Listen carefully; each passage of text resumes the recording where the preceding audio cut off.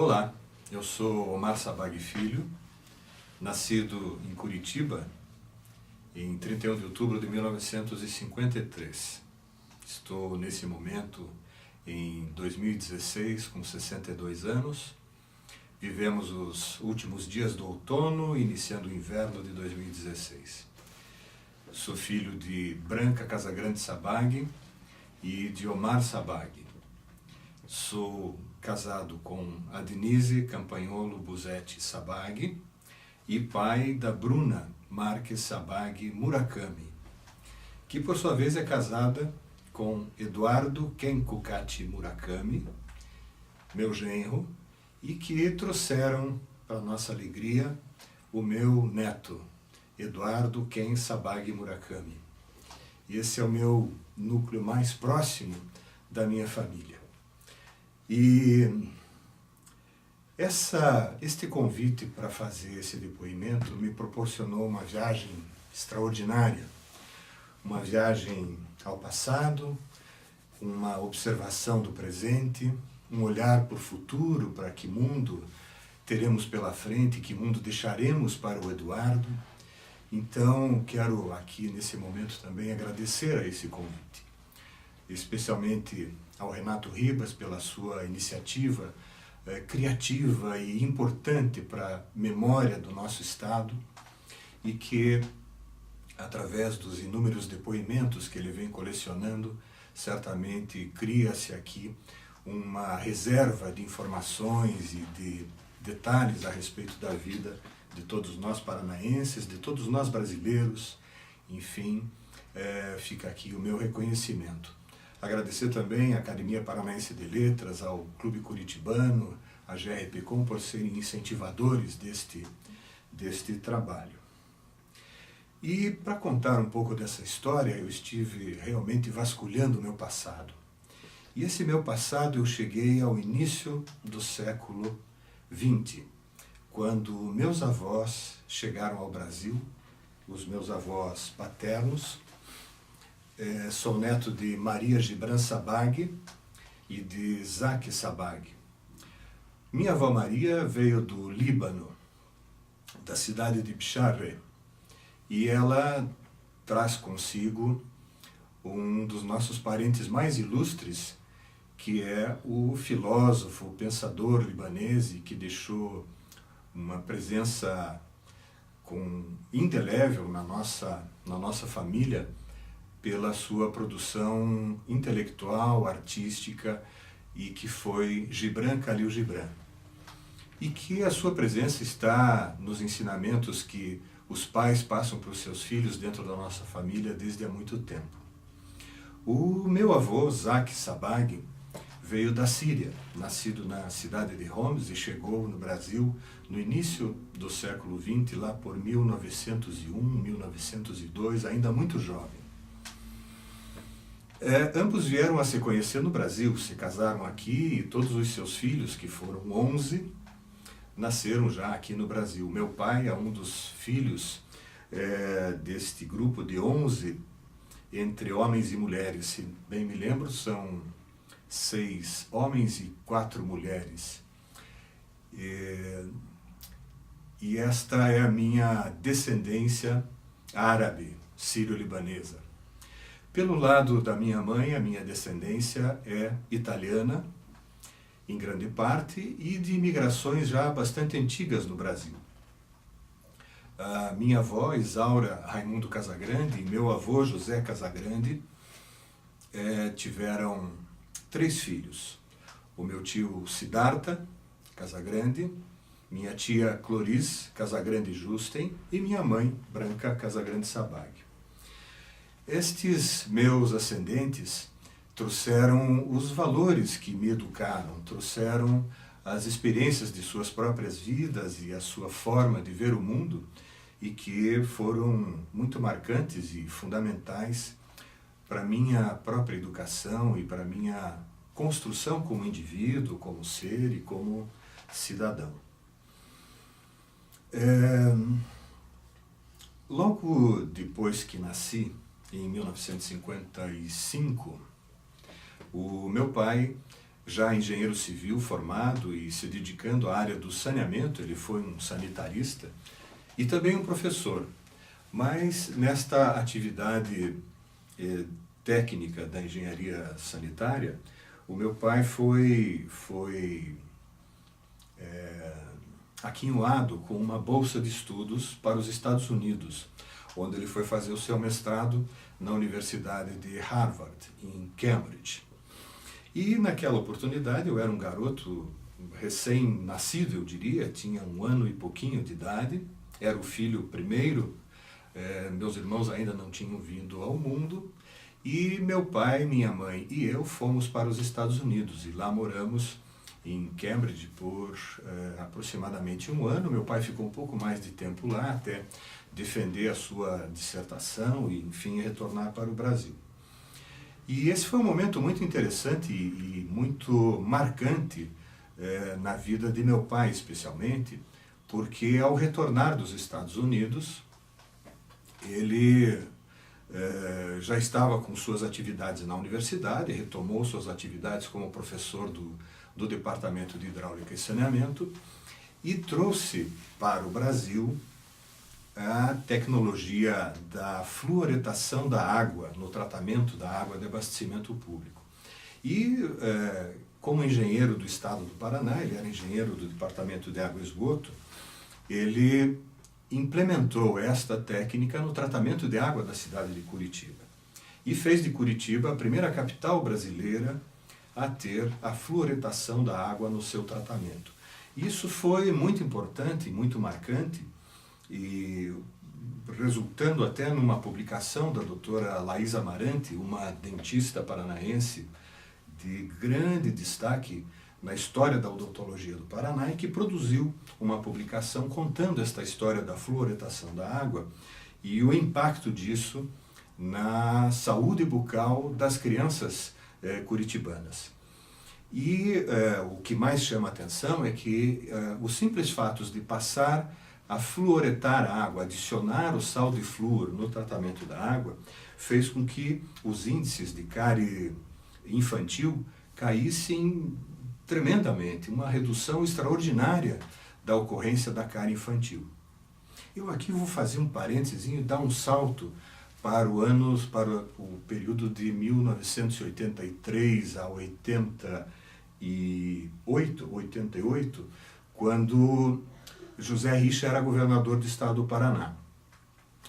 O José Richa era um dentista de formação acadêmica e consta que ele nunca teria se dedicado à profissão de dentista, mas, na minha opinião, ele tomou uma iniciativa no seu governo que foi mandar para a Assembleia Legislativa um projeto de lei que obrigava a que todas as cidades paranaenses onde houvesse tratamento de água, que este tratamento deveria adicionar o sal de flúor, ou seja, a água ser fluoretada.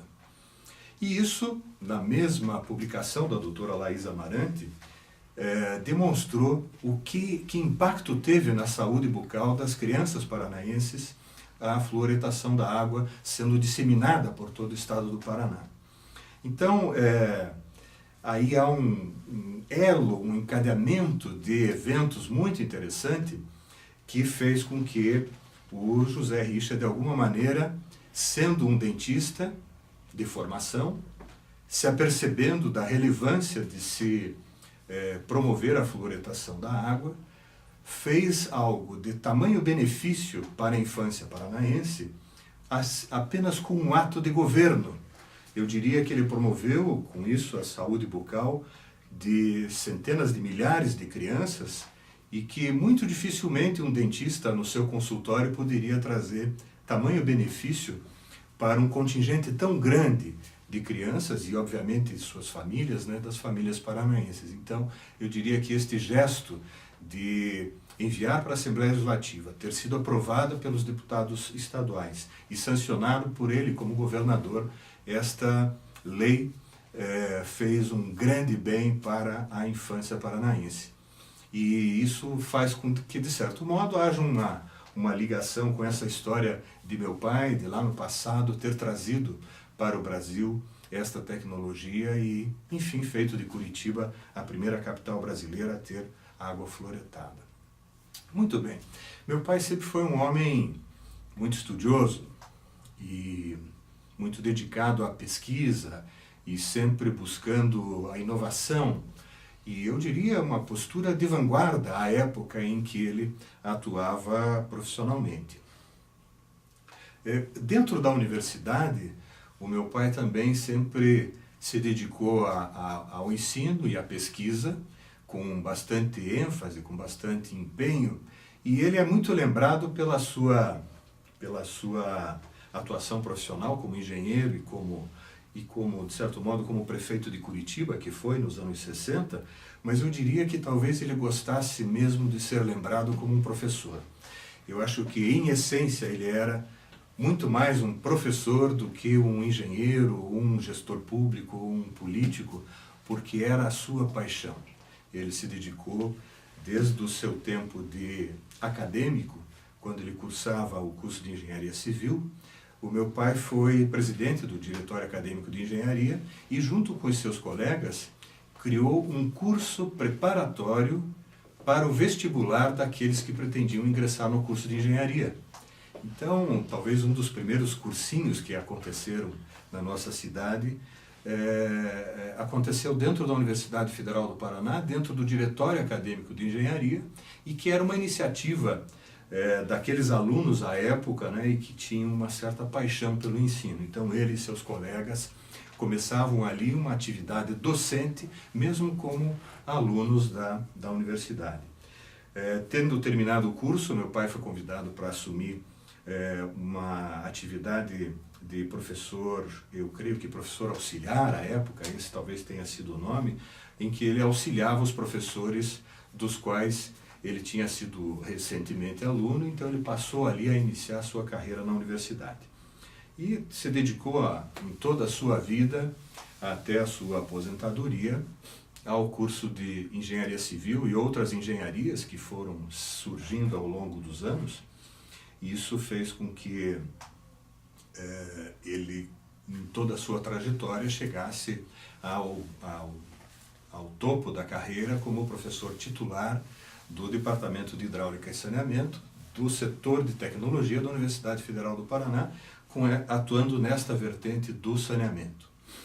Então, esses são alguns dos registros dessa trajetória do meu pai na sua vida acadêmica, e que, de um modo irresistível, acabou também me colocando neste mesmo caminho. Eu sempre tive uma certa facilidade de explicar as coisas, ou pelo menos suponho que tenha essa facilidade, e que no meu tempo de curso científico, que equivale hoje ao ensino médio, havia perto da minha casa uma pequena escola onde dava-se aulas particulares de reforço para os alunos. E eu, no curso científico, comecei a me interessar por aquilo e cheguei a dar algumas aulas ali. Aulas de matemática, aulas de física, que eram temas que me chamavam a atenção. E eu acabei ali começando também a me dedicar às coisas do ensino. E isso fez com que, depois na universidade, eu também ajudasse muitos dos estudantes que se preparavam, especialmente os da minha família, né? Tive primos meus com quem eu estudava junto, ajudava a se preparar para o seu vestibular também. E isso acabou abrindo na minha trajetória pessoal esse caminho do ensino, né? Logo que me formei no curso de Engenharia Civil na Federal do Paraná, eu fui convidado, passava-se um ano da minha formatura, eu fui convidado pelo professor Nicolau Obladen, do Departamento de Hidráulica e Saneamento, na área do saneamento, a que eu participasse de um concurso para a contratação de um professor colaborador com o Departamento de Hidráulica. E me inscrevi, e havia apenas uma vaga, e tive a felicidade de ter sido aprovado naquele concurso, e iniciei ali as atividades mais formais, né, como professor também do Departamento de Hidráulica e Saneamento e também na área do saneamento. Isso fazendo uma ligação com a trajetória do meu pai e que de repente eu estava ali começando a ir pelos mesmos caminhos. Muito bem, gostaria de retornar de novo um pouco no tempo e falar um pouco da minha mãe, da Branca. Minha mãe sempre foi uma mulher também envolvida com as coisas da educação. Quando ela e meu pai se conheceram, minha mãe era professora normalista e que lecionava na cidade de Balsa Nova. Então, às segundas-feiras ela pegava o trem e ia para Balsa Nova. Durante a semana ficava hospedada na casa de uma família que também recebia outras professoras lá, para lecionar na escola de Balsa Nova, e na sexta-feira pegava o trem de volta para Curitiba. Quando meu pai estava na faculdade, os dois se conheceram e ali começou o seu romance que resultou no seu casamento. Mas minha mãe também com essa postura de professora, com essa atividade profissional voltada à área de educação. Ambos se casaram, vinha nascer, fomos para os Estados Unidos, no retorno, isso já em 1957, nasceu minha irmã Priscila, que é a segunda de 4 filhos, né? Sou eu o mais velho, a Priscila veio logo depois de mim, a Liliane e, por último, o Marcelo. Somos em 4 irmãos, portanto. Com o nascimento da Priscila, houve um momento muito importante e marcante na nossa vida familiar, porque a Priscila nasceu portadora da síndrome de Down. E o que foi para meus pais, especialmente, um momento que eu imagino tenha sido de muita preocupação, de muita expectativa de como poder conduzir a educação da Priscila, conduzir o amadurecimento da Priscila, enfim, conduzir a Priscila para a vida que lhe esperava. E isso fez com que meus pais se relacionassem com outros pais à época que também viviam aquela experiência e aquela responsabilidade tão grande, o que fez com que eles criassem a primeira Associação de Pais e Amigos de Excepcionais do Paraná. A primeira APAE do Paraná nasceu, então, daquele esforço que aqueles pais fizeram naquela época, que se tornaram grandes amigos. E eu me lembro que, ao longo de muitos anos, convivíamos como se fôssemos parentes até, de tal a proximidade das relações em função do que o nascimento da Priscila e a síndrome de Down das crianças daquelas famílias, né, fez com que eles formassem ali uma grande liga, né, em favor dos portadores da síndrome de Down. Minha mãe se dedicou muito a esse projeto, meu pai junto com ela, ambos participaram da gestão da APAE. Se bem me lembro, meu pai foi um dos tesoureiros da APAE, talvez o primeiro tesoureiro da APAE, e presidida pelo Chaim Yugen, um comerciante da Praça Tiradentes que tinha uma relojoaria. Também a família do senhor Arno Glitz e da dona Ruth Glitz, que também tinham um bebê, também em circunstâncias parecidas, enfim, um grupo grande de pessoas e que formaram ali a primeira APAE do Paraná. Na sequência disso, passados alguns anos, surgiu mais uma outra organização, que é a Fundação Ecumênica de Proteção aos Excepcionais, entidade que hoje também continua atuando e que minha mãe teve a oportunidade de ser uma das fundadoras. E até há um registro bastante interessante do porquê deste nome, Fundação Ecumênica. Quando estas mães se reuniam, havia ali uma mãe católica, a Branca, havia uma mãe judia, Dona Maria Jugen, havia uma mãe luterana, que era Dona Ruth Glitz, e haviam, enfim, outras religiões presentes ali. mas todas aquelas mães e todas aquelas pessoas reunidas em prol de um objetivo, de um projeto e de uma instituição a ser criada para ampliar, enfim, o trabalho em favor dos portadores da síndrome de Down e de outras deficiências. E certa vez, quando elas estavam reunidas, alguém chegou naquela reunião e disse: temos aqui uma reunião das ecumênicas, por terem ali religiões tão distintas e diversas, né, presentes naquele mesmo esforço comum, solidário, cooperado e coletivo. E dali surgiu então este nome, Fundação Ecumênica de Proteção aos Excepcionais. Minha mãe teve a oportunidade de presidir a Fundação Ecumênica por muitos anos, eu creio que algo em torno de 10 ou 12 anos em que ela foi presidente da Fundação Ecumênica.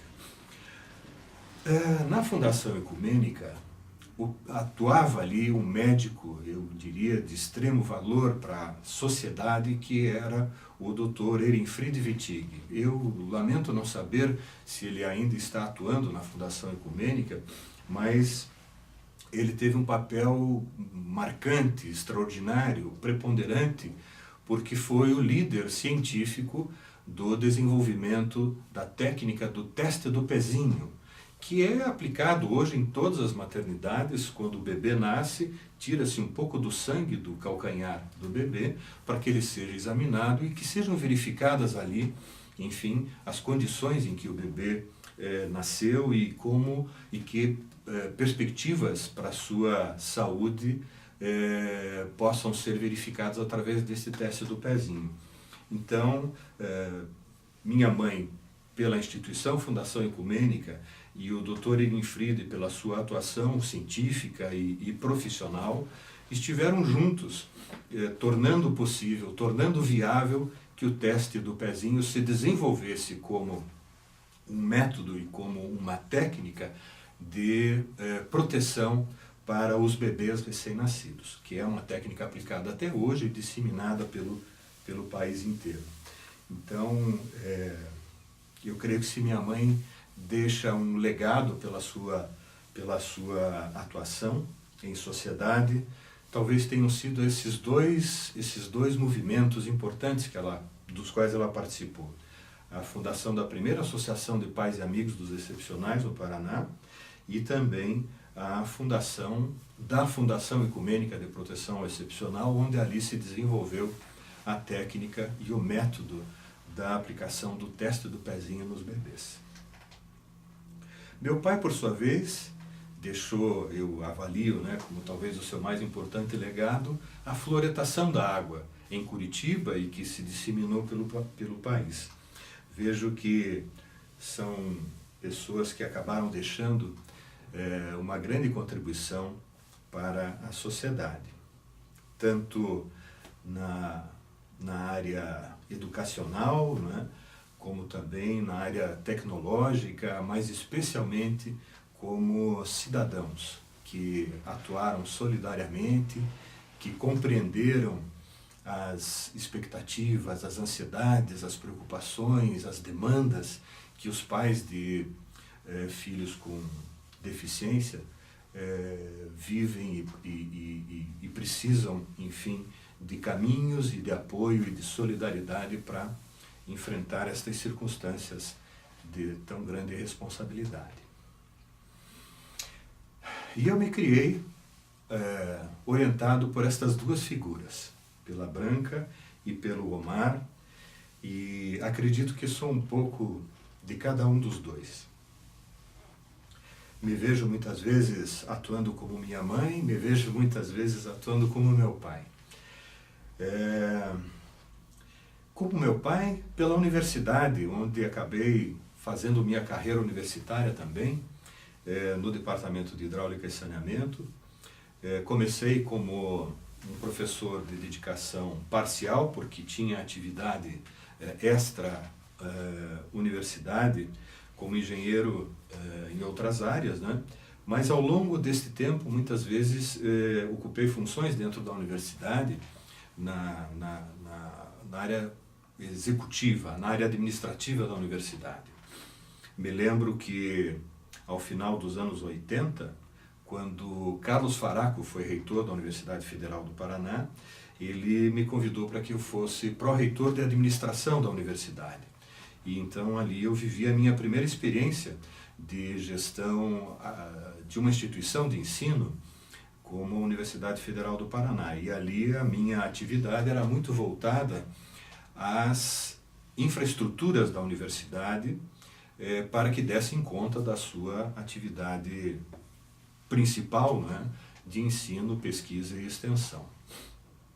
Então, os próprios da universidade, as edificações, as instalações eram uma responsabilidade, como ainda são hoje, da Pró-Reitoria de Administração, da qual eu fui seu pró-reitor e que me valeu uma experiência extraordinária para conhecer a complexidade de uma instituição como uma universidade federal, e especialmente a nossa, de tamanha tradição, né, a Universidade Federal do Paraná.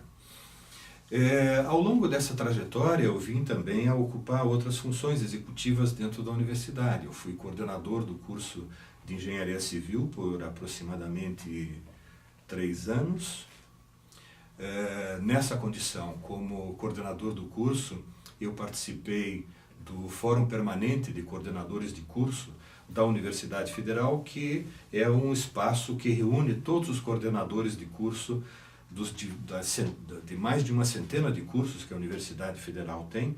Então eu participei deste Fórum de Coordenadores de Curso e tive a oportunidade de presidir o fórum, e ali conquistamos alguns avanços, inclusive fazendo com que os coordenadores de curso conquistassem um assento dentro do Conselho Universitário e dentro do Conselho de Ensino e Pesquisa da Universidade. Conselho de Ensino, Pesquisa e Extensão da Universidade Federal do Paraná. E, estando como presidente do fórum, eu acabei sendo o representante do fórum nestes conselhos.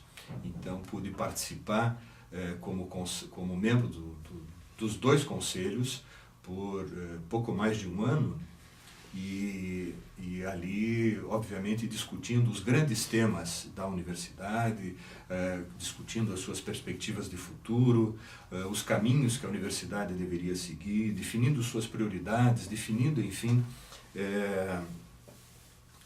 como conduzir a Universidade Federal no ponto de vista conceitual, do ponto de vista de gestão. Enfim, o que certamente também me promoveu um aprendizado muito grande, porque os debates ocorridos nestes 2 conselhos, sempre de muito alto nível, porque ali estavam presentes os diretores de setor, estavam presentes conselheiros vindos da comunidade, representações da sociedade civil. Então foi um período de um aprendizado, um aprofundamento na compreensão da universidade muito grande. Mesmo nesta trajetória da universidade, como disse há pouco, eu tinha uma atividade profissional de engenharia fora da universidade, em que uma coisa acabava alimentando a outra. O que eu aprendia no mundo executivo, no mundo da atividade da engenharia, no mundo concreto, eu trazia para dentro da universidade, dentro do mundo das ideias, no campo da pesquisa, no campo dos estudos, mas trazendo para a universidade a experiência da atuação da engenharia no mundo cotidiano.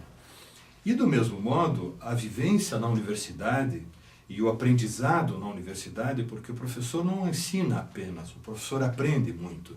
Eu talvez acredite que ele aprenda mais do que ele ensine quando ele está atuando como um professor. Então, este meu aprendizado como professor, eu também levava para a vida prática, para a vida cotidiana da engenharia. Então, uma coisa foi alimentando a outra, e isso fez com que eu tivesse um privilégio, diria assim, de poder, ao preparar as minhas aulas, não apenas fazê-las baseadas em pesquisa bibliográfica, em pesquisa científica, mas trazendo para dentro da sala de aula a vivência da vida profissional. Esta vida profissional, ela se iniciou logo depois, ou melhor, voltando um pouco ainda, esta vida profissional ela se iniciou lá naquela escolinha ao lado da minha casa, quando eu começava a dar aula para aqueles garotos que, como eu, um pouquinho mais jovens do que eu, tinham dificuldades escolares. Então ali começou, eu acho, a minha vida profissional, a minha vida ligada a essa atividade de ensino. E ao longo do meu curso de engenharia, eu comecei também a trabalhar como estagiário.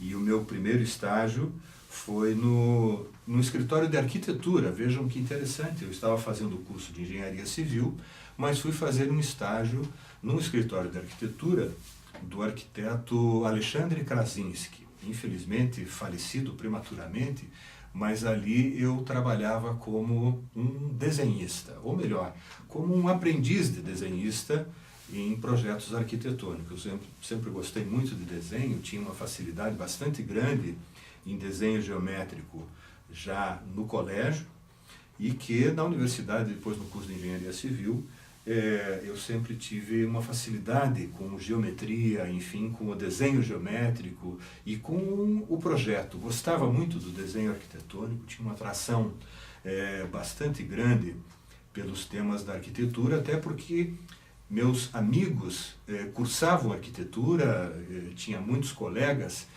vindos do científico que faziam arquitetura, então a gente tinha um convívio muito forte com aquela atividade profissional. Então, a minha experiência mais profissionalizante foi na área da arquitetura, como um aprendiz de desenhista no escritório de arquitetura.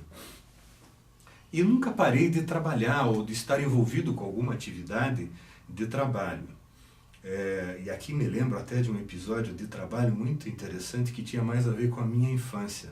O meu avô, sírio, o Zaque Sabag, ele era dono do Magazine Enxovais, e que era uma loja na rua 15 de Novembro, em que se vendiam coisas para casa. E nas minhas férias eu tinha ali uma atividade profissional, mesmo como garoto. Eu trabalhava como empacotador. Então, na loja do meu avô, quando chegava o período do Natal e que as demandas eram muito grandes, eu ia para lá junto com outros primos e trabalhávamos na loja do meu avô, ajudando a atender os clientes, ou ajudando a emitir as notas fiscais, ou ajudando a fazer os pacotes, muitos deles para presente, porque as pessoas levavam, compravam ali os seus presentes de Natal. Então também atuei nessa atividade ligada ao comércio, aprendendo com meu avô e com meus tios, o tio Zaque e o tio Tomé, que eram os principais apoiadores do meu avô no Magazine. Então, dessas diversas e tão distintas experiências que eu vivi na minha infância, na minha adolescência, na minha juventude, com coisas que se aproximavam do trabalho, de certo modo acabaram compondo essa visão mais ampla da vida profissional e da atividade profissional. Talvez por isso eu tenha tido duas profissões, a de professor e a de engenheiro, atuando em gestão pública. Muito bem, aqui eu venho para a área da gestão pública. Logo que me formei, um pouco antes até de receber meu diploma, eu fiz um contrato de trabalho e fui para a construção da usina hidrelétrica de Salto Santiago, no interior do Paraná. E lá atuei por aproximadamente 9 meses na construção de um trecho de 22 quilômetros de estrada que fazia o acesso à usina hidrelétrica. E ali foi a minha primeira experiência como engenheiro recém-formado, muito inexperiente ainda com o trato das obras e a gestão de equipamentos de construção pesada, e lidar com explosivos e com desmonte de rocha e com dinamite e com britadores e com moto-scraper, enfim, uma experiência extraordinária na minha vida e que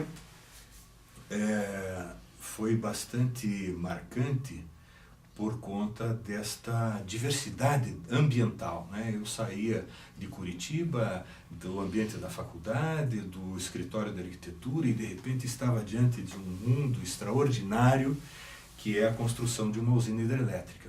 Então, de novo, aprendi muito ali, cometi alguns erros da inexperiência, alguns erros da própria condição de recém-formado, eu diria, mas que foram para o aprendizado.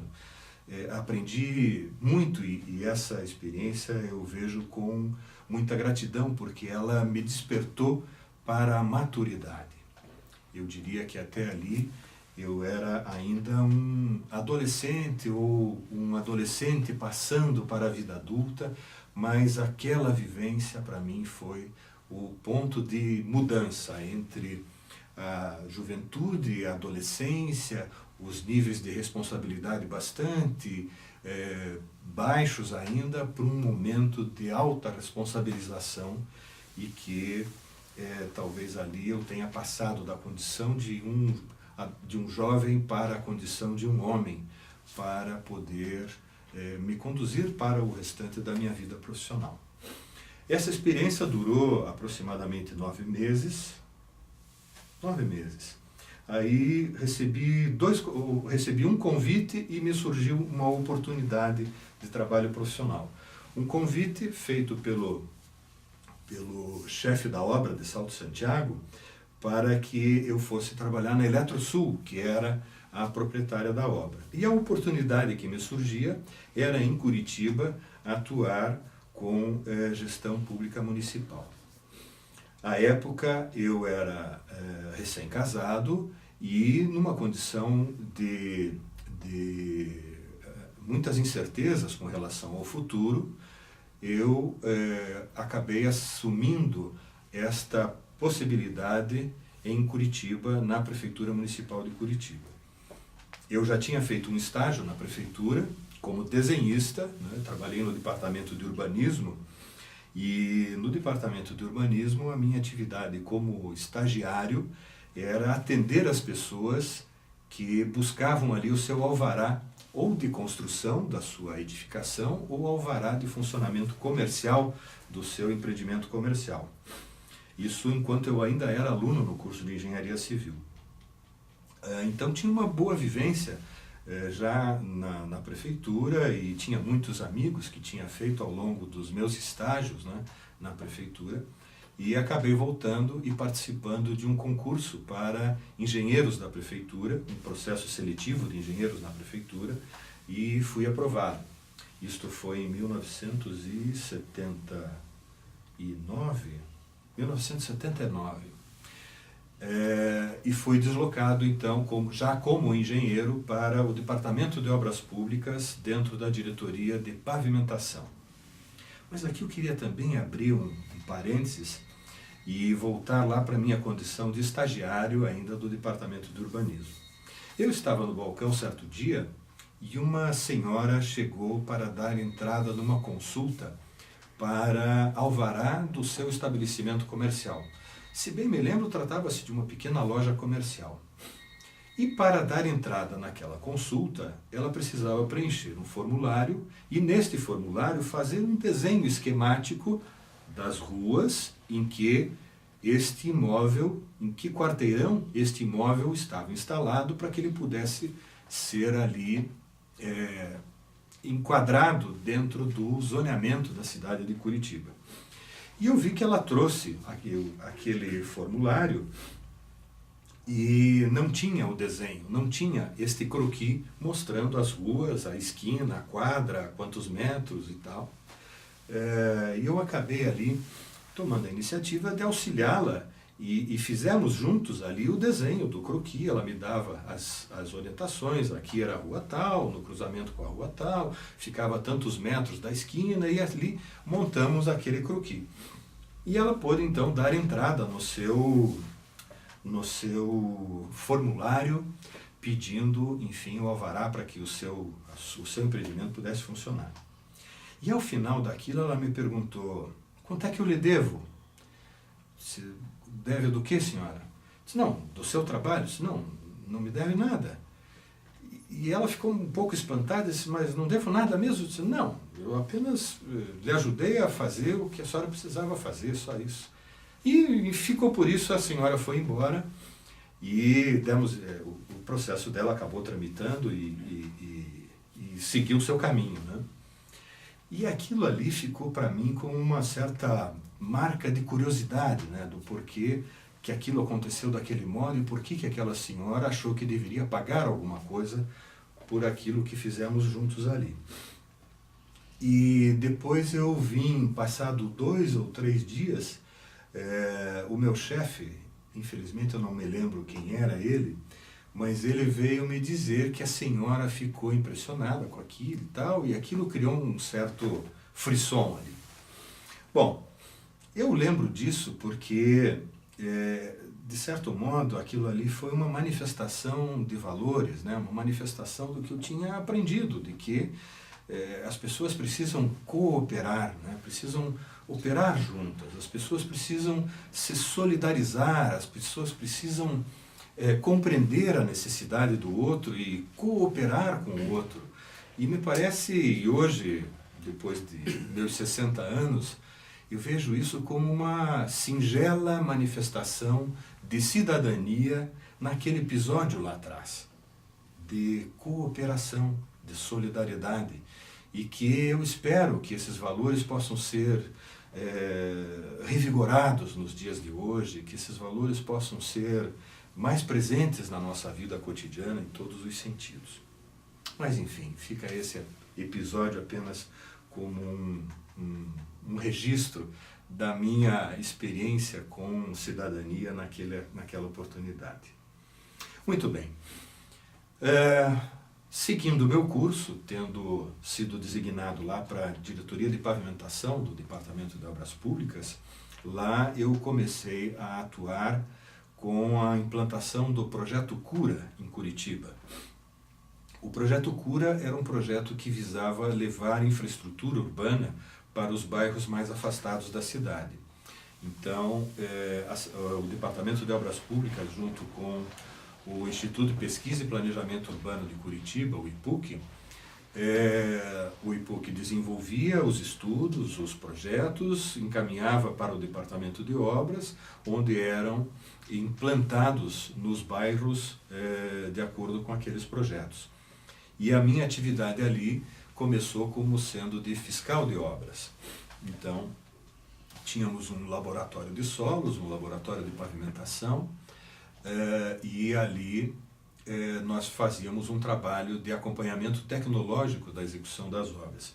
E ali, mais uma vez, aprendi muito em termos de engenharia de obras públicas municipais, porque ali estava envolvido não só a pavimentação em si, mas também as questões de drenagem, as questões ambientais, as questões de traçado urbano, as questões de fluxos de tráfego.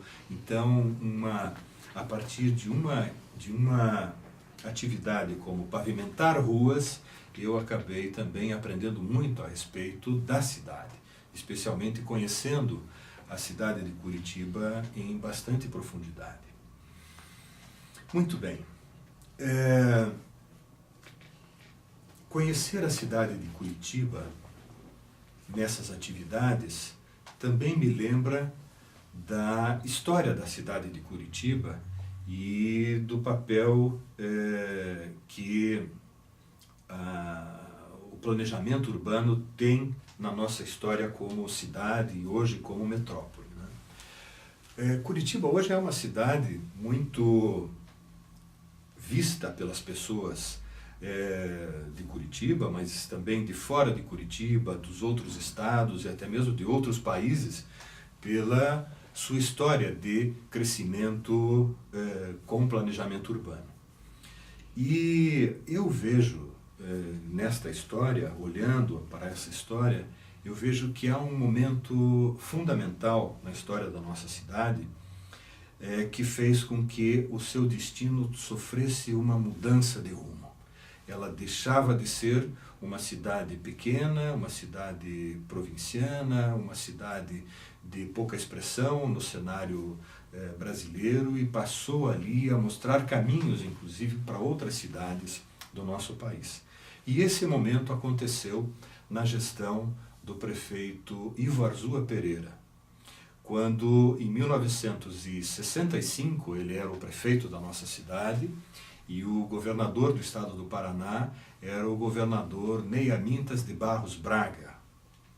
que teve seu nome marcado como Ney Braga, e o Ivo Arzua Pereira, o seu nome marcado mais como Ivo Arzua.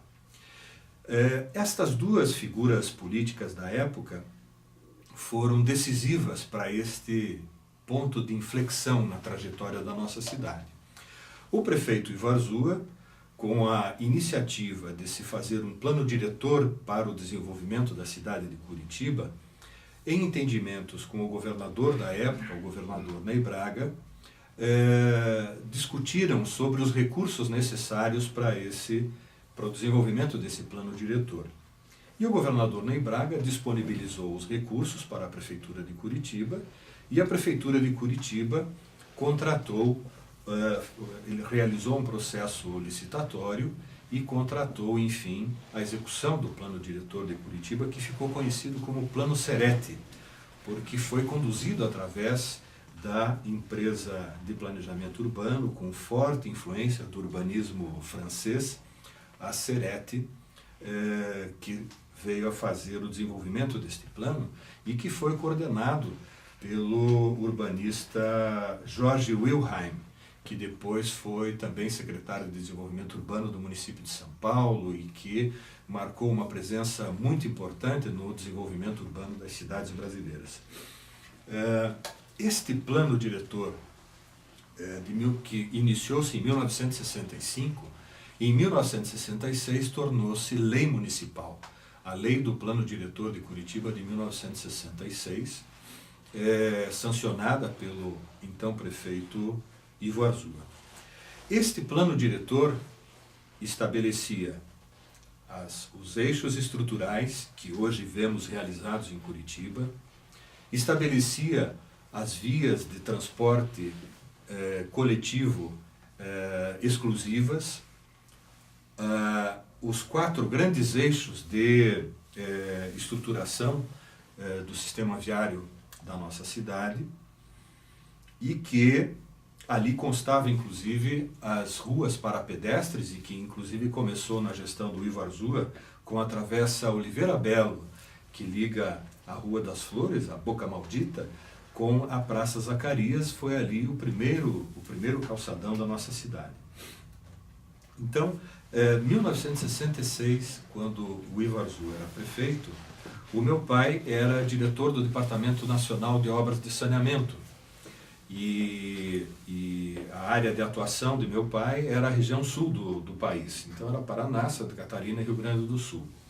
Nas atividades aqui no Paraná, e especialmente na região metropolitana de Curitiba, e com a sua visão de sanitarista, ele, junto com o prefeito Ivo Arzua, fizeram um grande esforço de resolução dos problemas de drenagem da cidade de Curitiba.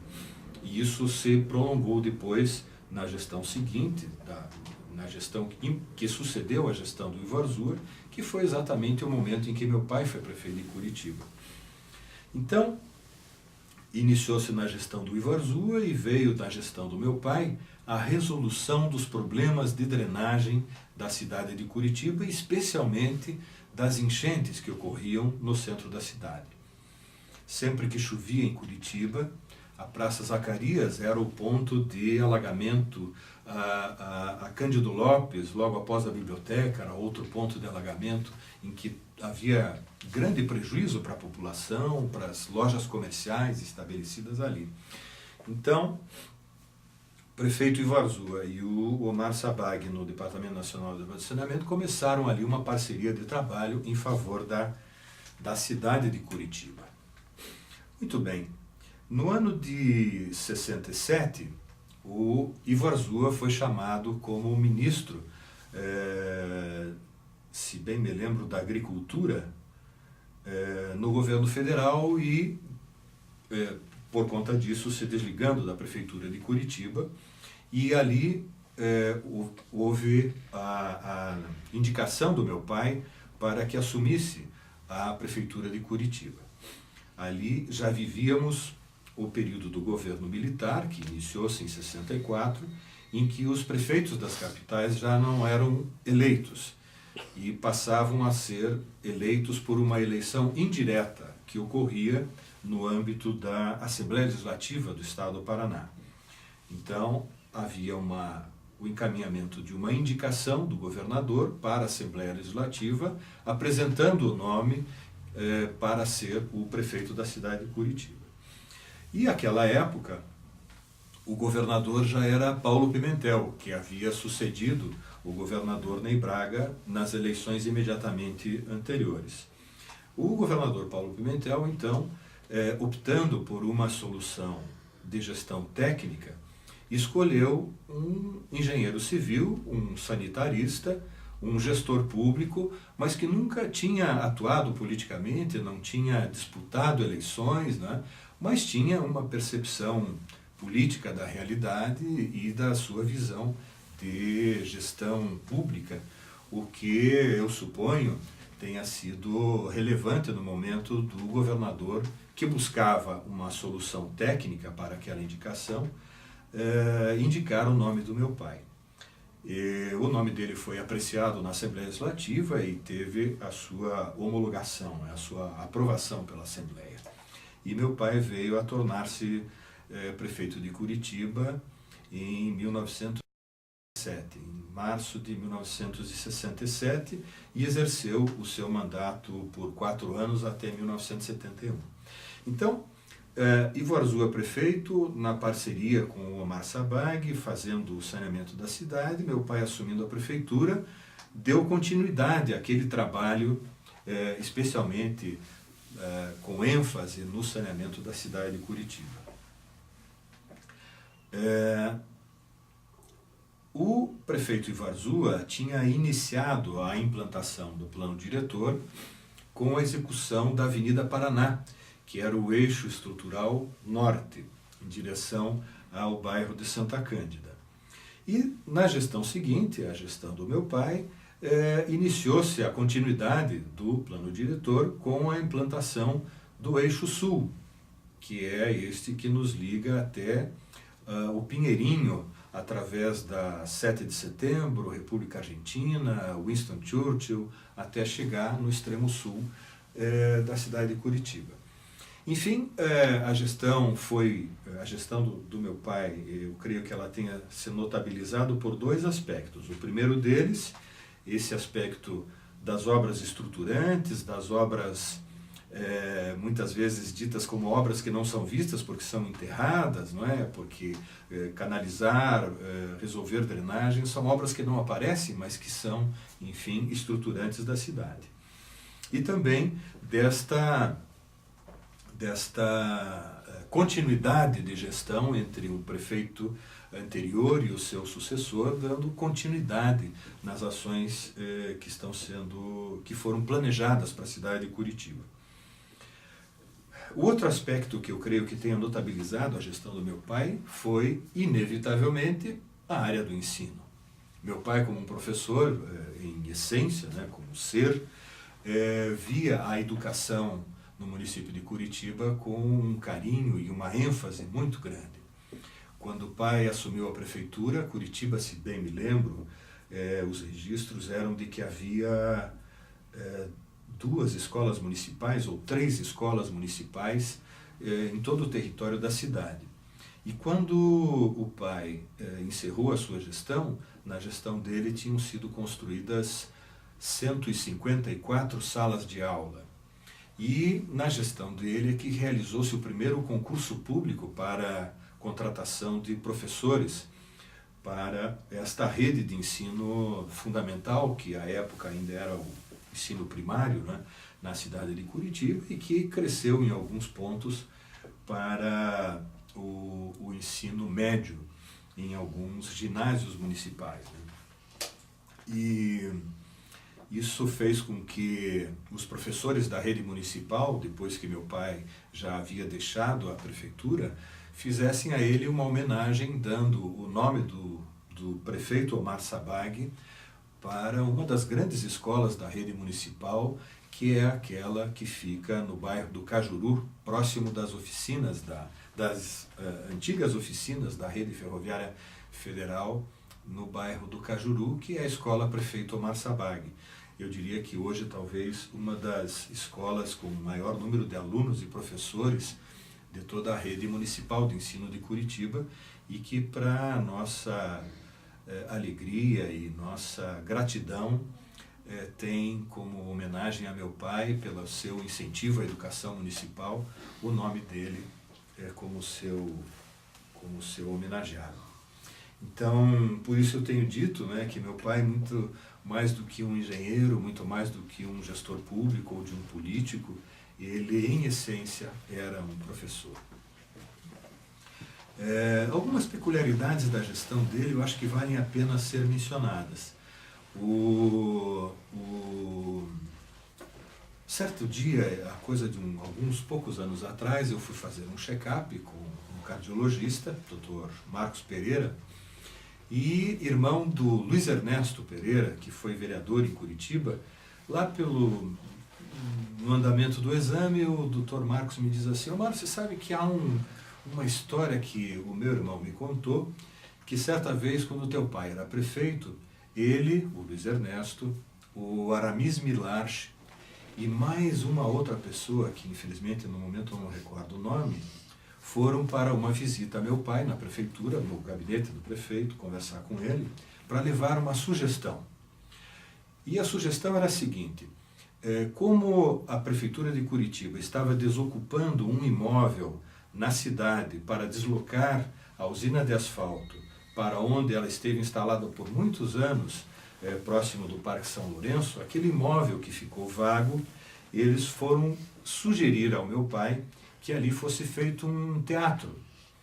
E, de pronto, aquela sugestão foi acolhida e todos os equipamentos que foram tirados de lá, haviam algumas máquinas, alguns equipamentos que atendiam à manutenção da cidade, foram todos removidos de lá e criou-se ali a condição de se implantar o que hoje nós conhecemos como o Teatro do Paiol, ou o Teatro Paiol. Então, um registro histórico que eu trago, que no nascedouro do Teatro Paiol estão estas figuras, o Luiz Ernesto, o Aramis Milarche, esta terceira pessoa que infelizmente eu não lembro, e a figura do meu pai ao ter acolhido essa proposição e que acabou resultando no Teatro Paiol. Um outro aspecto que também eu acho marcante, que vale a pena lembrar, da gestão do meu pai, eu até trouxe aqui uma publicação que faz parte da biblioteca do IPUC, e trata-se de um plano integrado de transporte de massa para Curitiba. Esse plano integrado, ele traz muitos conceitos do que chamava-se à época de trânsito urbano rápido. Então, o que se pretendia? A gestão do meu pai, através do IPUC e de um grupo de trabalho que foi liderado pelo engenheiro Euro Brandão, fizeram um profundo estudo de como promover em Curitiba um sistema de trânsito urbano rápido, a partir do transporte coletivo. Então foram estudadas muitas das técnicas, dos métodos e dos equipamentos disponíveis no mundo todo. Foi feita uma pesquisa envolvendo países do primeiro mundo e, enfim, se buscando todas as possíveis soluções que pudessem vir a ser implementadas na cidade de Curitiba. Aqui foi, e este documento é datado de 1969, aqui foi o primeiro movimento em que se discutiu a implantação do metrô em Curitiba. 1969. E se fizermos as contas, passa-se de 45 anos, quase 50 anos. Dentro de 3 anos, este documento fará 50 anos. Então, há muitos anos se discute a questão do metrô e que ainda hoje é um tema candente na cidade de Curitiba e que acho que é muito importante que se debruce sobre este tema e que se encontre um caminho, enfim, para esta solução da mobilidade urbana na cidade de Curitiba. Mas o que eu acho relevante lembrar é que já se falava de trânsito rápido urbano.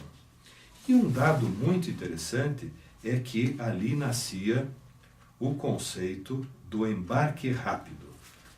E aqui há, inclusive, alguns diagramas que descrevem como seria esse embarque rápido. O passageiro, numa estação física, estacionária, obviamente, numa calçada. Ele entraria dentro desta pequena estação, pagaria ali a sua passagem, e o ônibus, ao chegar, ele já estaria com a sua passagem paga e rapidamente embarcaria dentro deste ônibus.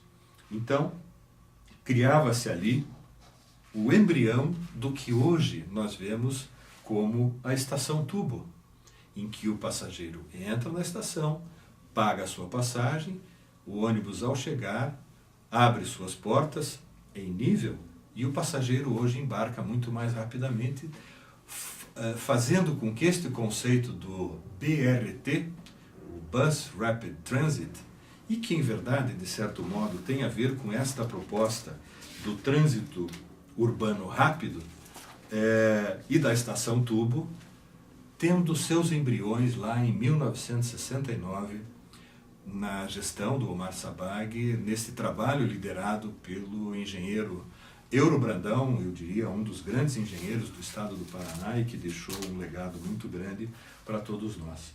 Então, este ônibus, inclusive, já era chamado de Expresso, em 1969.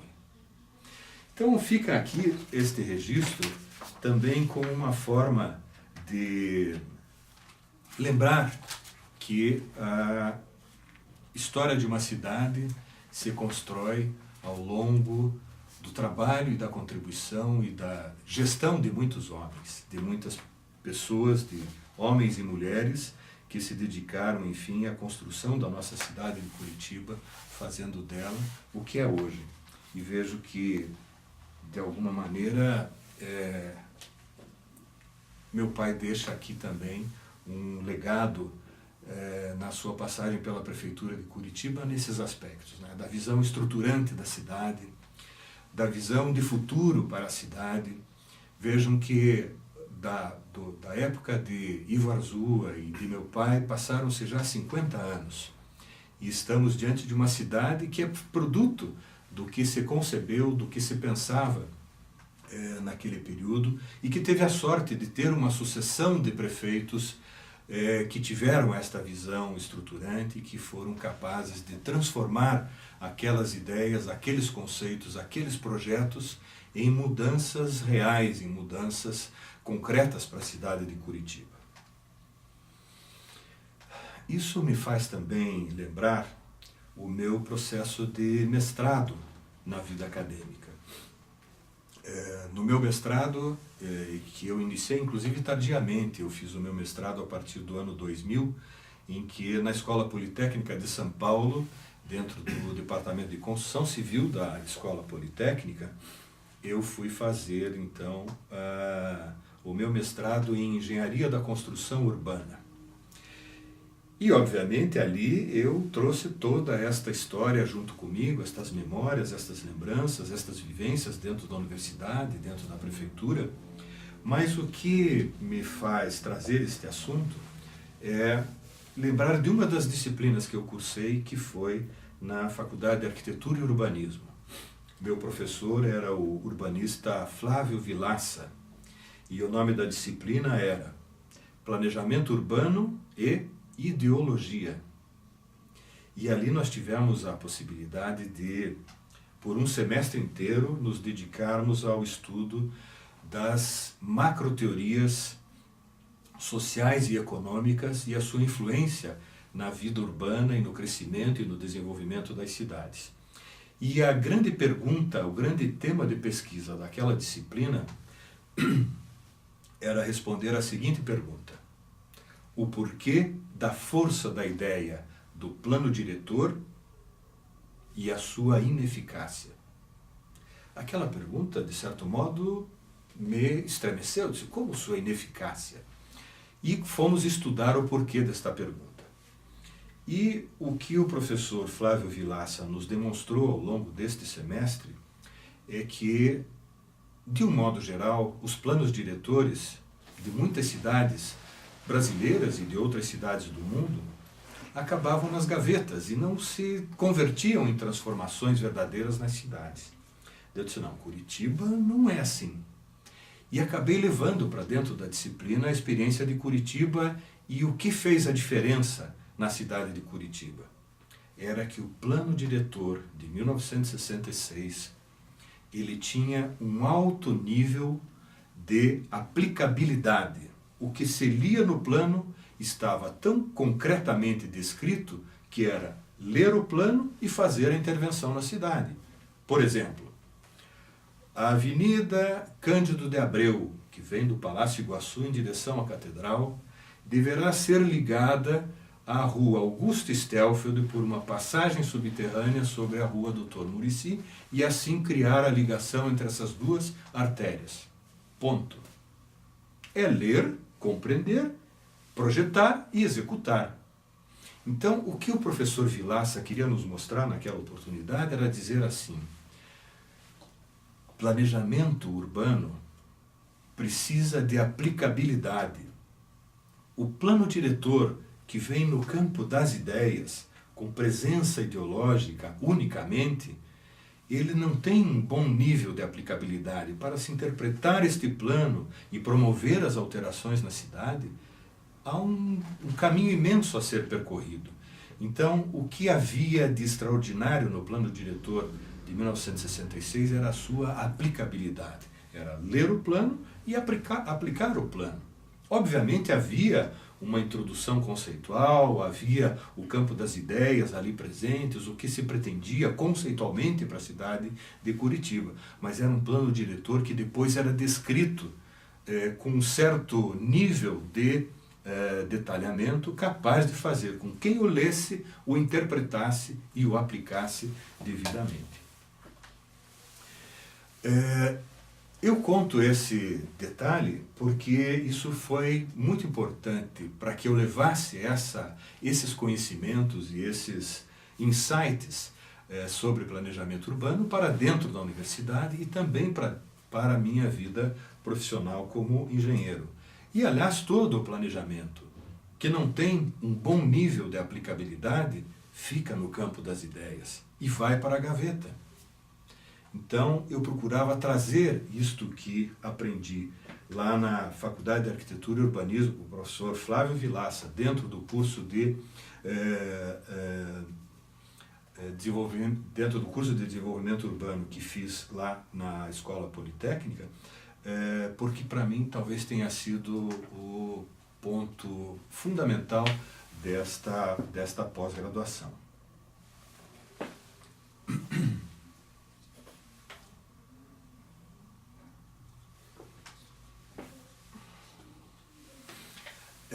Então vejam como a vida acadêmica e a vida profissional, elas acabam sendo mutuamente complementares, né? O que se aprendia na pesquisa, o que se aprendia nas salas de aula, o que se aprendia com os professores mais experientes, o que se aprendia com os alunos nos debates em classe, acabavam enriquecendo a vida.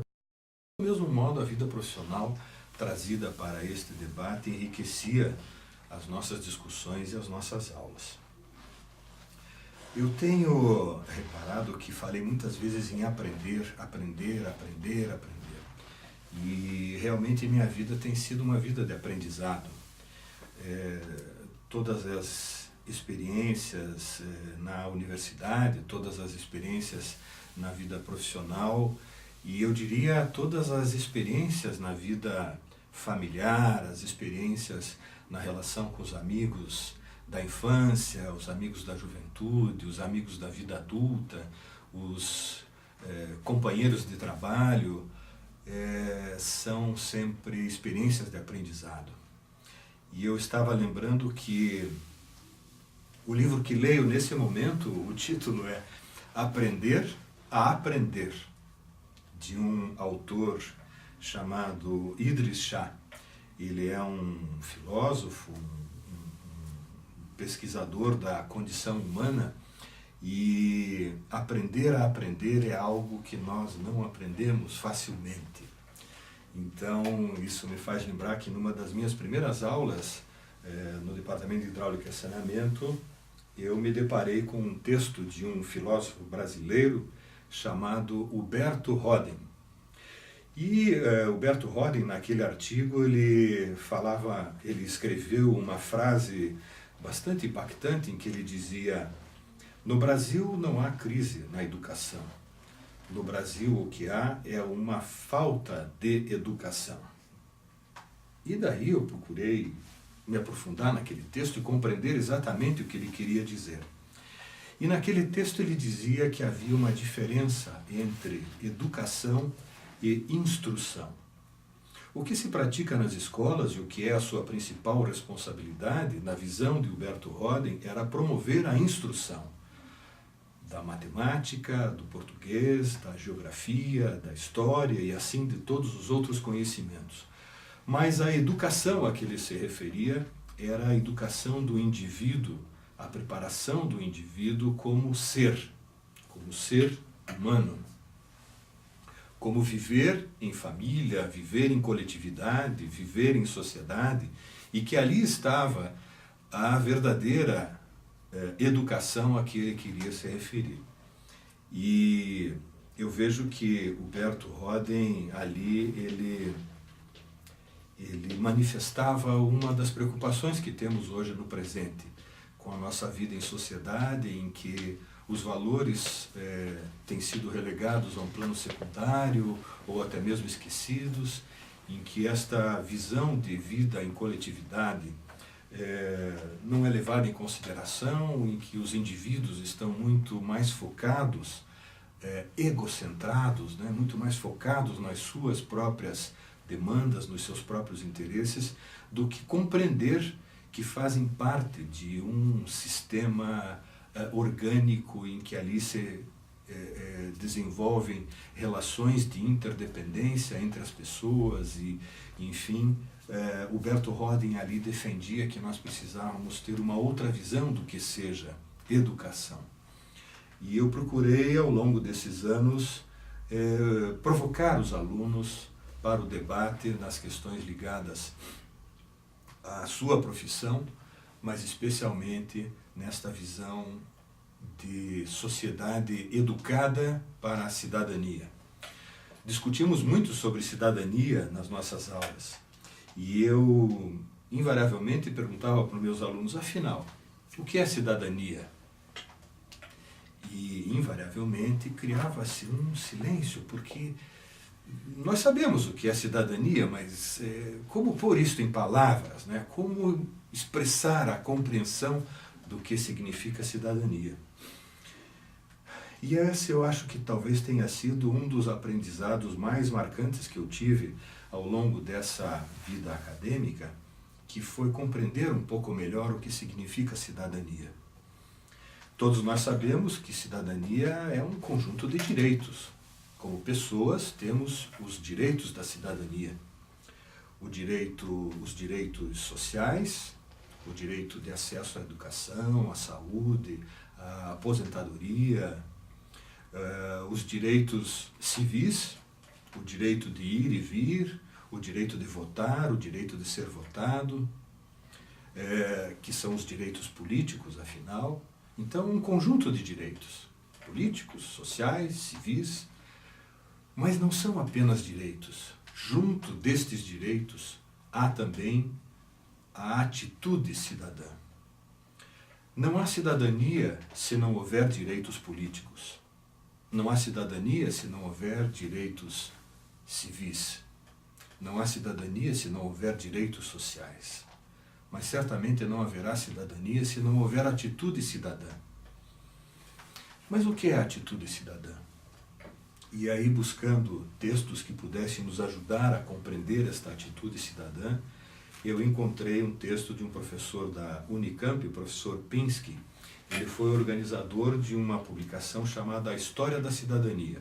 E o primeiro capítulo é aberto por ele justamente para responder esta pergunta: afinal, o que é cidadania? Ele descreve estes direitos civis e ao final fala da atitude cidadã. E a atitude cidadã ele divide em 3 atitudes típicas. A primeira delas, a atitude da cooperação, do operar juntos, do cooperar, dos cidadãos cooperarem entre si em favor de determinado projeto, de determinado empreendimento, de determinada busca. Mas que essa não é a única atitude cidadã. é também a atitude da solidariedade, do cidadão compreender as demandas do outro e assim cooperar com ele em busca da satisfação dessas demandas. Mas também não é da cooperação e da solidariedade apenas. Há uma terceira atitude cidadã, que é a da participação política.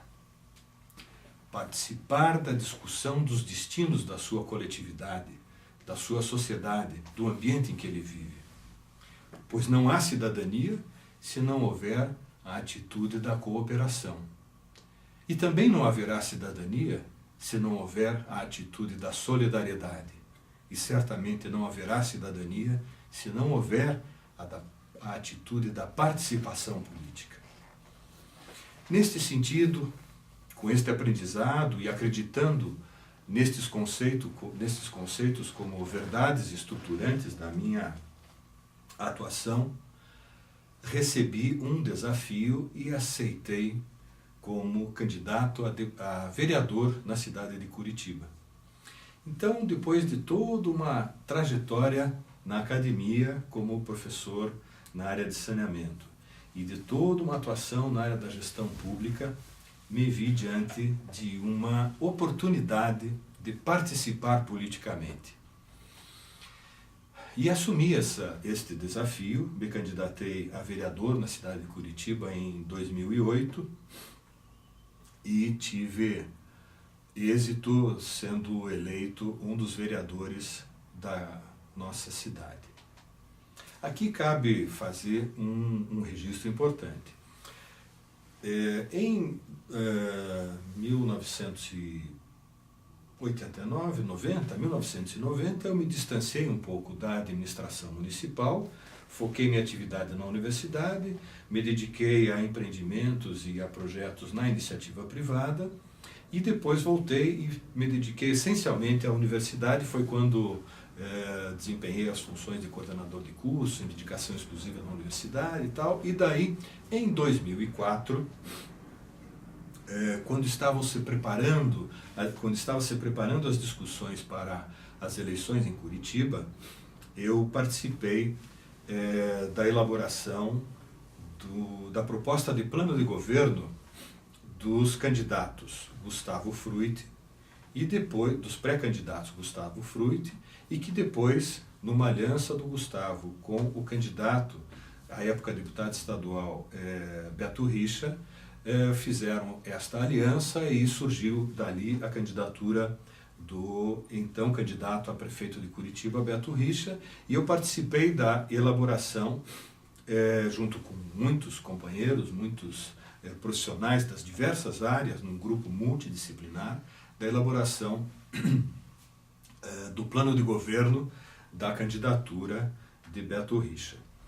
Essa candidatura foi exitosa, Beto Richa veio a se eleger prefeito de Curitiba e me convidou para que eu viesse a fazer parte da sua equipe de governo.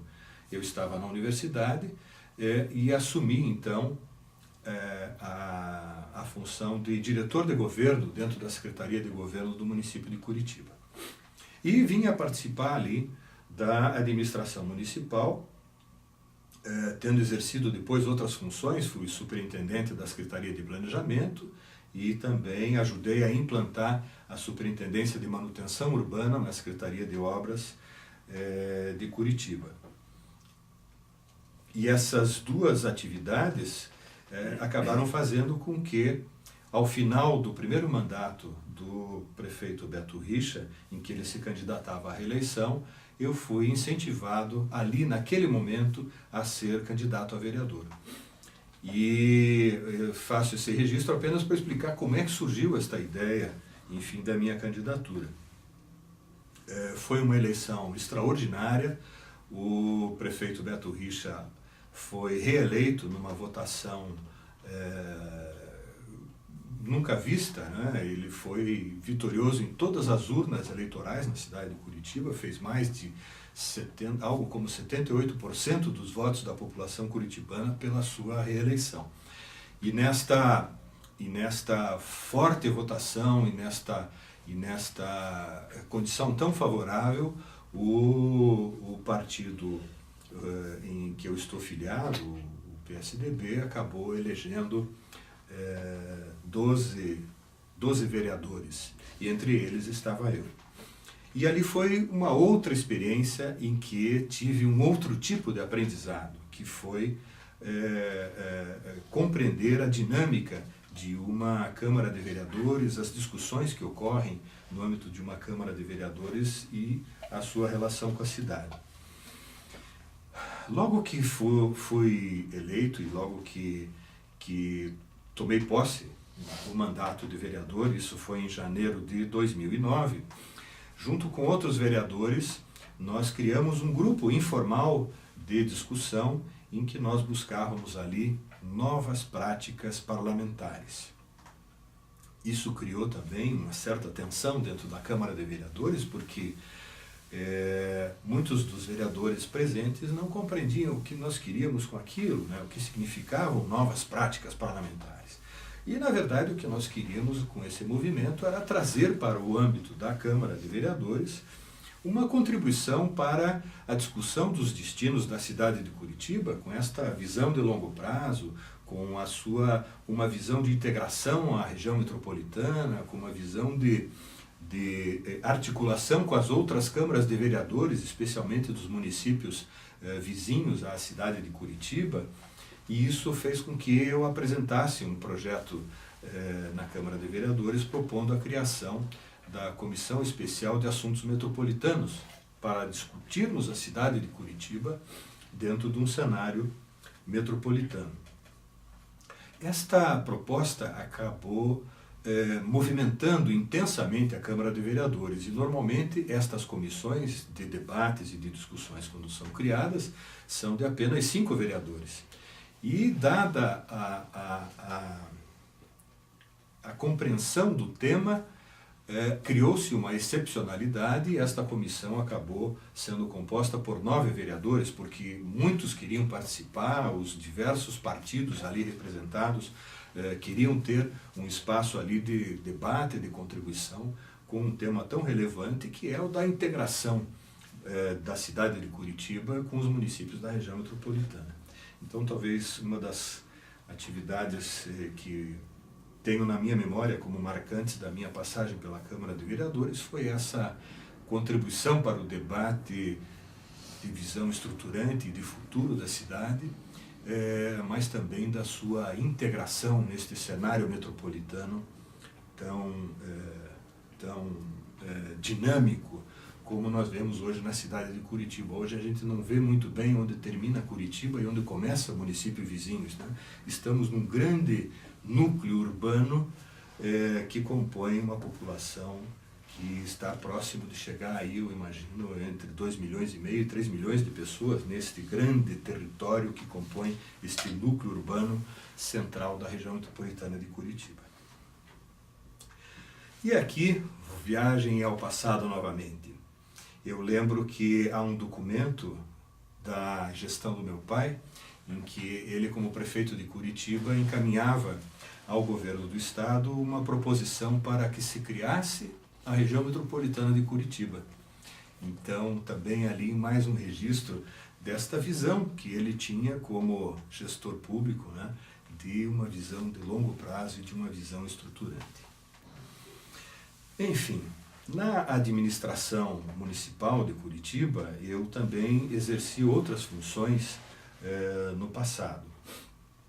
Quando estava ainda na diretoria de pavimentação, lá atrás, no início dos anos 80,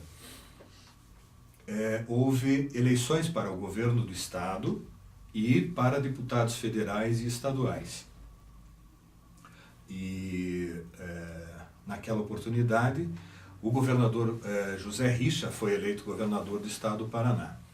E houve uma grande discussão para se saber quem seria o prefeito da cidade de Curitiba, porque deveria ser uma indicação do governador, seria provavelmente a última indicação, ainda não havia eleições diretas, né?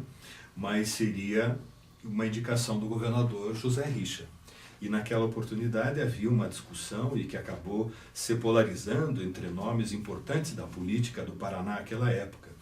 Havia o nome de Amadeu Geara de um lado, havia o nome de Maurício Fruit de outro lado, e esta decisão acabou indo pela indicação do Maurício Fruit como deputado federal mais votado naquelas eleições, e ele acabou assumindo então, tendo seu nome apreciado na Assembleia Legislativa, tendo sido homologado e, portanto, vindo a assumir como prefeito nomeado na cidade de Curitiba em 1983. Naquela oportunidade eu era engenheiro do Departamento de Obras Públicas na diretoria de pavimentação. Muito bem, tendo sido definida a indicação de Maurício Fruit, passados alguns dias, eu fui chamado para uma conversa com Maurício Fruit. Eu não o conhecia pessoalmente, a não ser de campanha, de tê-lo visto, sabia da sua história, que inclusive no passado tinha sido vereador de Curitiba, e foi vereador quando meu pai era prefeito, e lá em 1967. Então Maurício Fruit me chama para uma conversa e me convida para assumir a diretoria geral do Departamento de Obras Públicas. Naquela oportunidade eu tinha 29 anos e estremeci com o convite, né? Ficaria muito feliz de participar da equipe da administração municipal, mas nunca imaginava no seu primeiro escalão. Mas a coisa foi mais longe ainda. Além de assumir a direção geral do Departamento de Obras Públicas, o prefeito indicado, Maurício Fruit, ainda não tinha tomado posse, me convidou para que também assumisse concomitantemente a diretoria geral do Departamento Rodoviário Municipal. E com a intenção de que, com esta única direção dos dois departamentos, nós compuséssemos a Secretaria Municipal de Obras Públicas, que ao longo da sua gestão, da gestão do prefeito Maurício Fruit, nós ali fizéssemos a reforma administrativa e que resultasse na criação da Secretaria Municipal de Obras Públicas. Muito bem, ali começamos então a trabalhar e tínhamos ali uma equipe enorme de pessoas. Somando as duas estruturas, nós tínhamos ali mais de 2.500 funcionários municipais e reuníamos ali, além dos 4 distritos rodoviários, tínhamos ali também mais as 4 ou 5 diretorias do Departamento de Obras Públicas. Então, uma estrutura imensa. E eu, aos 29 anos, diante daquele enorme desafio, daquela enorme responsabilidade, me via diante da necessidade de compor uma equipe para conduzirmos a Secretaria de Obras Públicas.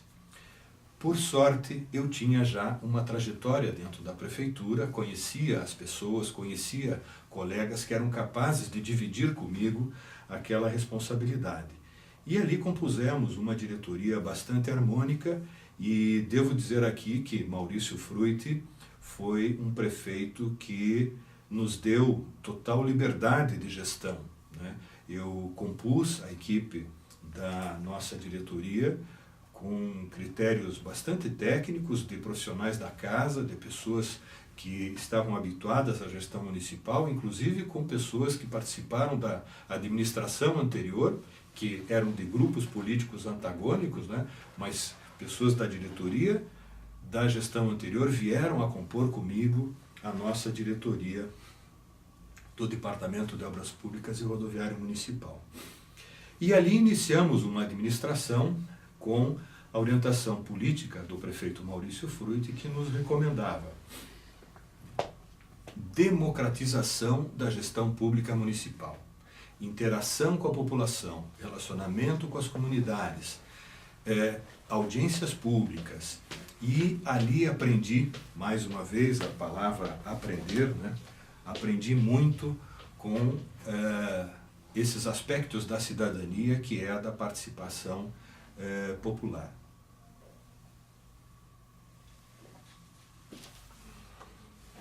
Então, participávamos de audiências públicas nos diversos bairros da cidade, muitas vezes no próprio Salão Nobre da Prefeitura, no prédio sede do governo municipal, onde fica o gabinete do prefeito, e passamos a fazer um esforço muito grande de abrir os canais de comunicação do Departamento de Obras e Rodoviária Municipal com a população. E num dado momento, criamos um serviço de atendimento de emergências municipais, porque muitas vezes caía uma árvore, obstruía-se uma caixa de captação, um bueiro entupido, e que criavam problemas e transtornos na cidade, e que para que nós movimentássemos a estrutura formal da prefeitura para resolver aquele problema era moroso, demorava um dia ou dois, e nós precisávamos de algumas situações de ter uma solução imediata. Então, tomamos a seguinte iniciativa. No Departamento de Obras Públicas, nós equipamos uma Kombi, uma caminhonete Kombi, com carroceria aberta na traseira, equipamos com ferramentas, com equipamentos, com, enfim, o que era necessário, motosserra, carrinho de mão, cordas, enfim, tudo que fosse necessário para um atendimento de emergência. E como era uma Kombi de cabine dupla, nela ia uma equipe de 5 funcionários.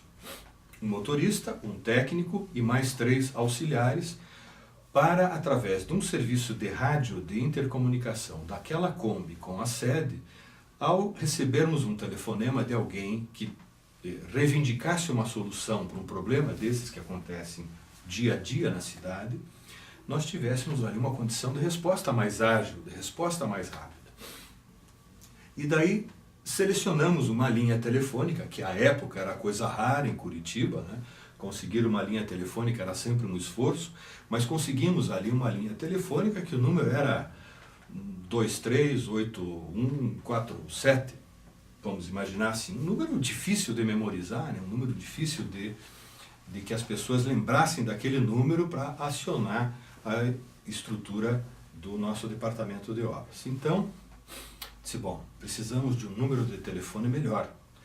Mas é difícil, linha telefônica, como conseguir? E tal. Disse, olha, Corpo de Bombeiros tem um número de telefone de 3 dígitos. Vamos buscar um número de 3 dígitos também. Além de buscar uma linha telefônica, vamos buscar um número que seja fácil de memorizar. E ali fomos entrar em entendimentos e negociações com a Telepar para conseguir para a Prefeitura de Curitiba um número de 3 dígitos. E negociações daqui, negociações de lá, reivindicações e pedidos e tal, conseguimos um número de 3 dígitos. E o número era 156. E ali nasceu o serviço 156, dentro do Departamento de Obras Públicas, que começou com um singelo serviço de atendimento a emergências dos cidadãos e que hoje transformou-se numa estrutura de interação com a cidade e com a população curitibana, em que as diversas demandas são através desses canais encaminhadas. E há estatísticas hoje no próprio site da Prefeitura, e até sugiro que seja visitado este site, as estatísticas do 156, impressionante. Mês de maio, agora de 2016, me parece que foram mais de 95 mil contatos entre cidadãos curitibanos e administração municipal para tratar das mais diversas demandas. No intervalo de apenas um mês, 95 mil e tantas interações. Deste número de telefone desdobrou-se num portal de informações da Prefeitura de Curitiba para os cidadãos. Então, talvez este tenha sido um legado que eu possa levar como algo que deixei de positivo na cidade de Curitiba, que foi na gestão do prefeito Maurício Fruit, com esta orientação pela gestão participativa, né, ter concebido este pequeno serviço de atendimento de emergências e que com a sua dinâmica, o seu desenvolvimento e o apoio do CPD da prefeitura à época, em que era conduzido pelo Jackson Leite, que hoje é presidente da Celepar, mas conduzido naquela época começamos a embarcar os recursos da tecnologia de informação, que à época ainda eram muito incipientes, né? Dependíamos de mainframe, de grandes estruturas de processamento de dados. Estava iniciando a presença dos personal computers, né? Dos PCs, mas enfim, ali foi decisiva também a atuação do CPD da Prefeitura de Curitiba para dar sustentação tecnológica para que o 156 começasse a se expandir e atender a outras demandas. Então, se deixo algo que, com certo orgulho, guardo na memória, é ter participado e ter deixado na gestão municipal a criação do 156. Enfim, são tantas memórias e tantas experiências vividas, né, que eu espero ter podido fazer aí uma retrospectiva dos vários aspectos das experiências que vivi ao longo da minha vida. Devo dizer também que meus amigos foram muito importantes na minha existência, né? Eu vejo que, olhando o meu retrospecto, eu sempre tive um envolvimento muito grande com as pessoas, né? Desde o grupo escolar eu tinha um grupo de amigos muito grande, participávamos das festas juninas. Na vida do bairro, eu cresci nas Mercês, no bairro das Mercês, tínhamos um bando de amigos e jogávamos bola, andávamos de bicicleta, jogávamos bete. Era uma vida assim de muito envolvimento com os amigos e com a vida em grupo, né? Na minha adolescência também foi um momento de grande convivência com um grupo de amigos muito extensos, né? Um grupo muito extenso de amigos e de relacionamentos, e que me fizeram, inclusive no colégio, viver algumas coisas como a política estudantil do ensino médio, né? Eu acabei sendo presidente do grupo de alunos do Santa Maria, do Grêmio de Alunos do Colégio Santa Maria, o GASME. Lá fizemos uma reforma do estatuto do Grêmio de Santa Maria. Então, nesta vivência com os colegas, com os amigos, acabei sendo primeiro diretor tesoureiro do Grêmio dos Alunos de Santa Maria e depois o seu presidente, quando concluímos a reforma do estatuto do Grêmio dos Alunos de Santa Maria. Depois, durante a faculdade também, junto com meus amigos, nós participamos da diretoria do Clube Sírio-Libanês do Paraná, que naquela época, nos anos 70, tinha uma presença muito forte na cidade de Curitiba e que era o ponto de encontro da juventude naquela época. Era o Clube Sírio-Libanês, aos sábados, né? E também o Clube Curitibano. Eu lembro dos festivais de maio do Clube Curitibano, onde todos nós, nossos amigos, a juventude curitibana se encontrava. E ali eu fui diretor-presidente desta parte da diretoria do Clube Sírio-Libanês, e ali trazíamos, e os diretores que me antecederam e os diretores que me sucederam traziam artistas de expressão nacional para se apresentarem lá no Sírio-Libanês, e que foi um momento ali muito interessante e de uma juventude muito saudável. Naquela época, o fenômeno das drogas era algo assim pouco presente, não era algo assim muito visível, era muito raro que tivéssemos entre nós alguém que fosse um usuário contumaz de drogas, né? Era uma coisa bastante rara. Infelizmente as coisas mudaram muito nos dias atuais, né? Mas naquela época era uma juventude muito saudável, muito alegre, de muita convivência, né? E de um relacionamento bastante saudável, né? Então, eu acredito que essa minha forma de viver na convivência de muitos amigos, né? E, de certo modo, trazê-los junto para alguns projetos, que fez com que eu também tivesse esse interesse pela atuação política e tivesse vindo a me candidatar como vereador e tendo enfim, me envolvido com a atuação político-partidária, né? Hoje eu estou fazendo agora, encaminhando para um fecho desse meu tão longo depoimento, né? Eu estou já como aposentado na Universidade Federal do Paraná, após 36 anos de ligação com a universidade na condição de professor. Aposentei-me agora em dezembro de 2015. Então, a universidade hoje vejo como uma parte fundamental da minha vida e da minha construção como ser e como indivíduo. Também hoje estou participando como administrador público, tendo assumido, a convite do governador Beto Richa, tendo assumido a diretoria de operações com o setor público da Agência de Desenvolvimento do Estado do Paraná, a Fomento Paraná S.A. Então, estou compondo junto com colegas a diretoria desta organização e a minha função principal é a de me relacionar com os municípios do Estado do Paraná no financiamento às suas demandas e especialmente no financiamento às obras de infraestrutura dos municípios paranaenses e também de aquisição de equipamentos para auxiliar a administração municipal, enfim, sermos fomentadores da gestão pública municipal.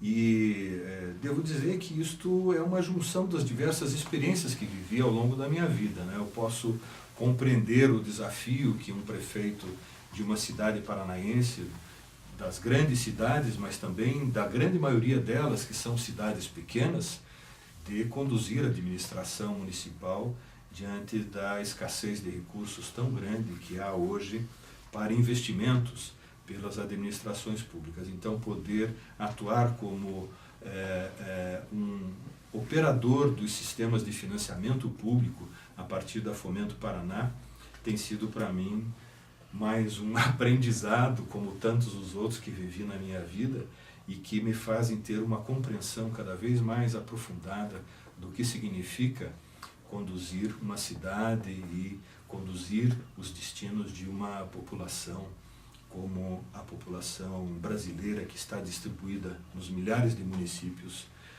do nosso país. Bom, meus amigos, quero aqui encaminhar para o fecho desse meu depoimento e dizer a vocês de que toda esta experiência de vida que adquiri ao longo de todos estes anos sempre teve a energia vital da família onde nasci, onde cresci, onde fui educado, onde recebi os valores que me conduzem nos dias de hoje. E gostaria de deixar aqui uma homenagem aos meus familiares, especialmente aos meus antepassados, trazendo aqui um texto do mais ilustre dos nossos antepassados, mas que é também uma homenagem para as gerações que estão chegando, né? E vejo aqui a figura do Eduardo, meu neto, como o representante desta dedicatória que faço às gerações que estão chegando e esse olhar para o futuro de tão longo prazo. Então eu quero trazer para vocês aqui um texto de Gibran Khalil Gibran, o mais ilustre dos nossos antepassados e que honra muito a nossa família, a sua passagem pela existência e o legado que nos deixou de ensinamentos tão relevantes e especialmente numa das suas publicações mais famosas, que é o livro O Profeta. Neste livro, O Profeta, Khalil Gibran conta a história de um personagem chamado Al-Mustafa. E Al-Mustafa, ele, depois de viver com uma comunidade por muitos anos, chega o momento dele retornar para a sua cidade de origem. Então ele reúne as pessoas em torno de uma praça e conversa com eles sobre os mais diversos temas. E eu vou trazer apenas um dos temas que Al-Mustafa fala com a população daquela localidade.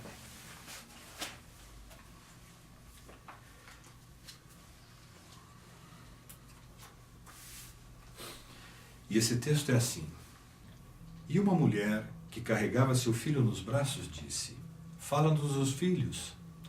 E ele respondeu: vossos filhos não são vossos filhos, são os filhos e as filhas da ânsia da vida por si mesma. Eles vêm através de vós, mas não de vós. E embora vivam convosco, não vos pertencem. Podeis outorgar-lhes vosso amor, mas não vossos pensamentos, porque eles têm seus próprios pensamentos. Podereis abrigar seus corpos, mas não suas almas, pois suas almas moram na mansão do amanhã, que vós não podeis visitar, nem mesmo em sonho. Podeis esforçar-vos por ser como eles, mas não procureis fazê-los como vós, porque a vida não anda para trás e não se demora com os dias passados. Vós sois os arcos dos quais vossos filhos são arremessados como flechas vivas. O arqueiro mira o alvo na senda do infinito e vos estica com toda a sua força, para que suas flechas se projetem rápidas e para longe.